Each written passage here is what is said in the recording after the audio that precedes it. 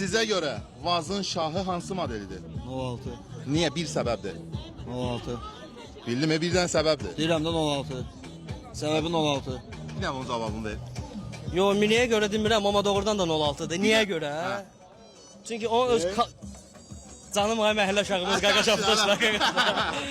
Elə bir cindin 16, qadın dürlüyə 6. Ha bundan artıq nə demək Bir sənə? də FIFA ver. Baba! Hop, belə bir sualımız var. Vazın şahı hansı modeldir? Mənim fikrimə görə 2106-dır. Niyə? Bir səbəbdir. Gözəlliyinə görə ən qəşəng vid götürən maşın oldu. Mən elə fikirləşirəm. Olsun. Baxa bilərsən qardaşım, mənim maşınım ordadır. Olsun, olsun. Vazın şahı hansı modeldir sənə görə? 06. Niyə? Bir səbəb. Çünki Ford Mustang'a oxşuyur köhnə maşında. Vazın şahı hansı modeldir sənə görə? 06. Niyə?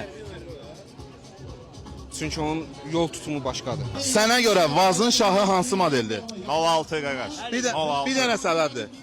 Bir dənə səbəb. Səbəb nə deyim ona? Gözəl. Elə faralar. Səbəb. Faraların 4 dənə olması. Faraların 4 dənə olması, amma bizdə də çex fara var. Bizdə də çəkdir qaqaş. Sənə görə Vazın şahı hansı modelidir?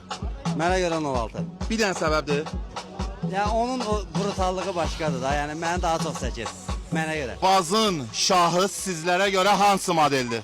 Mənə görə Vazın şahı Vaz 2106-dır. Bir dənə də səbəb. Səbəb odur ki, çox klassik və füturistik görünüşü var.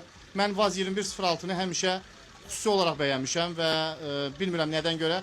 Vaz 2103-ü də bəyənirəm, amma 06 mənə görə çox idealdır.